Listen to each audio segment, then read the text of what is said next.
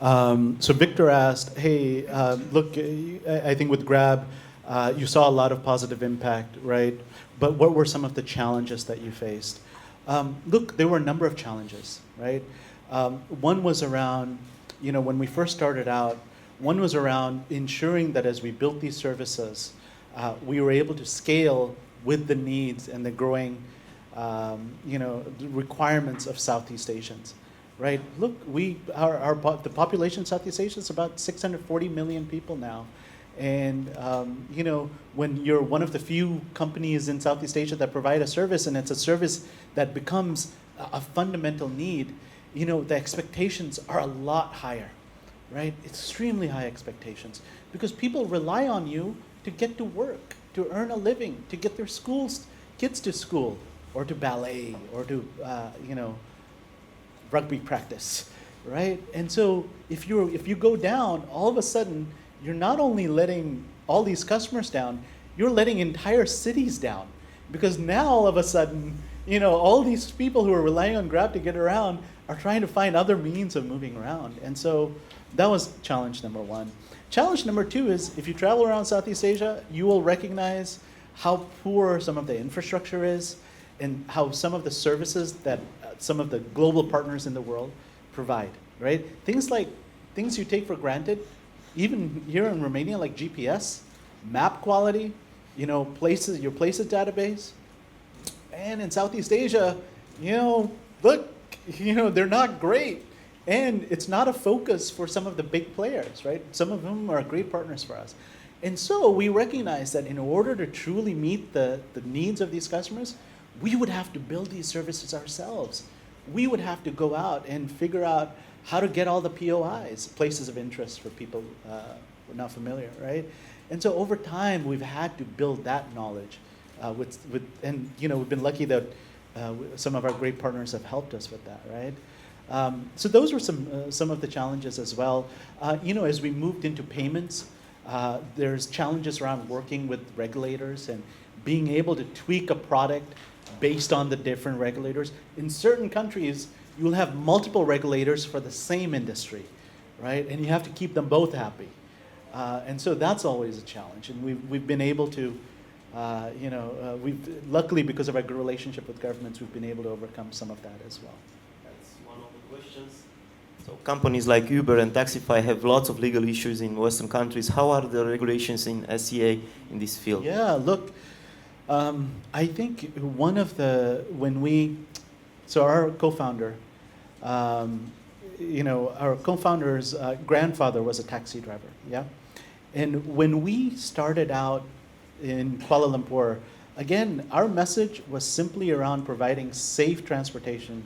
And initially, we wanted to make it safer for women to travel in that part of the world, right? That part of the country, that part of the region. And so it was very much based on that. But one of the things we did from day one was we said that we would work with all of the taxi companies, we would work with the governments from day one, right? We were not going to try to go invent a service that was in competition with governments or with these services. And I'll give you an example with the taxi services. Look, within the Grab app, from day one, you could hail a taxi, right? And as a result, taxi drivers were happy with us because now they could use Grab to earn income, right? It was just, we were disrupting the industry, but we were taking them on their journey with us, yeah? With governments in particular, look, earlier on I shared the economic contribution we're making to Indonesia, the largest, our largest country in Southeast Asia, right? Governments love us for that, right? We work hand in hand with that because, one, we're driving great economic contribution. Two, we're driving employment, yeah? And three, we're fulfilling some of the unfilled basic needs of those people. And so we've been fortunate to be able to do that. Yes? My question is a little bit also with the one why is not Grab in Europe, but you mentioned actually in your presentation that you have 7 centers and you're thinking about the 8th center here in Cluj. Yeah. How does that connect to the thing that you said, your core is South Asia and you want to keep focusing on South Asia? How did that Cluj, Europe, Grab, all together come together? Yeah, what was your name? Adrian? Adrian, good question. Okay, first thing, when I said, so look, we're now in the first phase of looking at Cluj and opening up an R&D center here. That does not mean we're bringing Grab to Cluj, okay? So we're not expanding out of Southeast Asia. Our focus is in Southeast Asia. What I will say is the following. When we have R&D centers outside of Southeast Asia, and we have several of them, Bangalore, Beijing, Seattle, and so forth, right? And the R&D center here in Cluj, we do not look at the R&D centers as outsource centers, right? As just development centers, not at all. We look at our R&D centers as critical to, critical to the core R&D center in Singapore. Yeah, we make sure that the folks that work for us in Seattle, in Beijing, in Bangalore, they spend on the ground. They spend time on the ground in Southeast Asia. They understand the customers really well. They own large parts of the tech stack. Yes, and so that's how we think about how we create these R&D centers. The other thing we do is when we're looking at bringing on people, we look for people that are culturally aligned to what we want to do, right? Look, man, when I interview folks, and when folks ask me, Jerald, why did you move to Singapore? Right? You lived in San Francisco, great job. I loved what I did, right? Why did you move out here?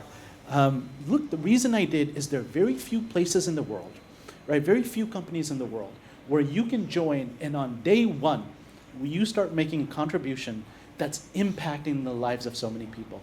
Our product managers, our engineers, our designers, they start executing in the first week. They're shipping code at the end of the first week. Our youngest, I was talking to Pradeep, who's out here, who leads our Geo team back there. I was talking about Malobi, one of our very young junior PMs that we hired from India. Very, very small, but very petite woman, also very young. She's one of the, definitely under 30. She might be under 20, I don't know. Look, her first project was bringing tipping to Southeast Asia. And we didn't know whether tipping, and everyone knows what tipping is, right? We didn't know if it was going to work in Southeast Asia or not. Right? We had no clue because there's no tipping culture in Southeast Asia. But we knew we needed to try because it meant more money for our drivers, and our delivery people. So we did, and it's been a huge success, right? And all of a sudden, when you're getting out of a ride, you want to give a little bit more to your driver, right? Especially if they've provided a 5-star service. And so those are the types of qualities that we look for. Okay, one from the Slido. What is a business model when clients pay with cash? It's the same business model, right? It's just a different payment method. I think the difference is that there is it's not just your ability to take cash, but it's your ability to build a product around being able to accept cash. So what do I mean by that? Look, by taking cash, it means that as a driver, I have to top up credits, right? So every time I get a new job, it deducts credits from my credit wallet, and I accept cash. I then can go into an Alphamart or a 7-Eleven or wherever else, and I can use that cash to top up more credits, yes? And so that's the technology that we needed to build, right? We needed to build a credit wallet for our drivers in order to accept cash. But the business model is the same as being able to accept any of the cashless methods as well. Okay? Yes. Hey, my name is Mihai. Hey, Mihai. It was great to see, guys, that you have such an inspiring vision. I was curious to, if you could talk more about your values as a company and how those evolved, during the years since you've opened the business. Okay, good question. So, Mihai, our values as a company, how they evolved. Look, I think when we first started, as I've mentioned a few times, right, it was around safety. It was around enabling women to be able to get from place one to place two in Kuala Lumpur, and then we expanded out of that. But the values that we had always remained the same. And we have a set of principles at Grab, right, which we call the Grab 7 principles. One is around humility, right? One is around intellectual rigor. So being focused on, one, delivering product, but making sure that product is built the right way. Being transparent with how you share numbers, how you build products, right? There's a set of things, it's something called grab before self. So making sure that as you're making decisions, you're doing things that are to the best interest of Grab, and as a result, the people of Southeast Asia. And so you're not optimizing for yourself, right? Something we call YPIMP, which is helping each other, right? And being able to help other folks with problems that they're facing. This has remained constant.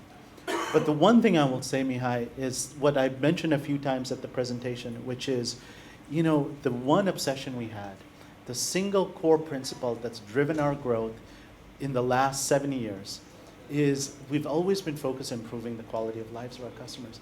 And look, you folks sitting out here might be thinking to yourself, but you know what? Any product that we build does that, right? All of you, I'm sure most of you are building products, and you're like, yeah, but my product also improves the quality of lives of customers, right? But it's how you're doing it. Look, for us, it meant not only building transportation so people can get around, it meant doing it safely, right? For our drivers, it didn't mean just allowing them to earn income. It meant allowing them to earn income and not get frauded by bad passenger behavior, right? For both of them, it didn't just mean transportation, getting from A to B. It meant being able to do it safely, right? So when I say improve the quality of lives, for transformation, it meant doing selfie authentication. So as a driver, in order to start driving, I have to do a live selfie, right? As a passenger, in order to onboard to Grab, I have to take a live selfie of myself, right? Because it enables better passenger and driver behavior. And so it's by doing all of those things. When we moved from transport to food, and then to grocery deliveries, to package deliveries, and to all of the other services we did, do you know why we did it? We did it because our transport drivers, after the peak hours in the morning, they were idle for a few hours during the day. And then there was peak again in the evening. And so during the idle time, there weren't enough jobs for them. And so we're like, okay, what can we do in order to make sure that they were getting jobs throughout the day? So we said, okay, let's do food delivery. So now, people need to eat all the time, right? So these drivers are now doing food delivery. Then we said, let's do package delivery. We've already built out the platform for logistics. Now people are shipping packages, and these drivers are able to do that as well. Our drivers are able to top up your wallet, right? And they earn points for that as well. And so the services we've built, right, one by one, have all been around, hey, what can we do to improve the quality of lives of our customers and create more income earning opportunities? And so those are the types of things. It's easy to say my product improves quality of lives, but you got to drill down, and you really have to get to the core of it and figure out how it's doing it. And it has to be in meaningful ways. One question there? I saw a couple of questions on the board, so I think my question goes somehow to complete each of them. I resonate a lot with what you're saying because I get that you're a product designer, and I've been educated as a product designer as well. So I've been thinking of these values that you put at the core of the product. So not looking at the form, but looking at the essence of it. In Romania, and I moved to Poland now, I see that these differences between communities are present here as well. So in Romania, even like us being proud of having the fastest internet, the digitalization does not go beyond the city border. Now, do you see this as an opportunity? And you already said that you don't want to open Cluj, and probably you won't open a European market. But then how can we, as a community, help the unfortunate communities in our country which are forgotten? Sorry. In a short answer. And I would have to write something to answer this. Look, okay. So one, our focus is obviously Southeast Asia, right? It's where home is for us. When I said Cluj, it's to open an R&D center here, but the products we build will still be for Southeast Asia. I think specific to your some of the diversity that you see in these markets. Look, folks, all of you in the room are tech leaders, right? I assume most of you are tech leaders. One of the things we've been successful in doing in Southeast Asia, and there's so many startups in Southeast Asia now, is looking at the problems that Southeast Asians face, right? Both online and offline. Seeing how these problems are being solved elsewhere in the world, especially some of the developed markets, and thinking to yourself, hey, can I bring that to help the people in Southeast Asia? Can I bring those services to help the people in Poland or Romania? And so my question to you, Alexander? Alex, yeah. Alex, my question to Alex, question shouldn't be to me to say, hey, why isn't Grab coming to Eastern Europe to help these problems? It should be, hey, what can I learn from Grab to try to solve this? Solve this for me. Through that thick politician, through those thick procedures, so to say. Yeah, and so look, I think with each country that you operate in, there'll be a set of different challenges. The thing that's enabled us to succeed is, and we've been able to do this in some, in some countries in Southeast Asia, it's a little bit easier to get a product out than other countries, right? Singapore tends to be extremely progressive, so much easier. And so, what we've done is we've launched it in one country, seen a lot of success, built a business model around it, and then taken that to other countries. So I'll give you an example of this. And this is something you could do here as well, because you said here in Romania, fast internet connectivity, also, fairly progressive as well, right? What we did in Singapore was when we decided that we would start combining taxis and private vehicles into a single vertical called Just Grab. It was the very first time that it was a combined fleet. No other ride-hailing company in the world had done this at that point. And for taxis in a place like Singapore, where it's extremely expensive to own a car, it meant that we were actually setting prices for something that truly felt like public transportation. But the government supported us. They allowed us to do that test. It showed very positive returns for income for our taxi drivers, quality for our customers.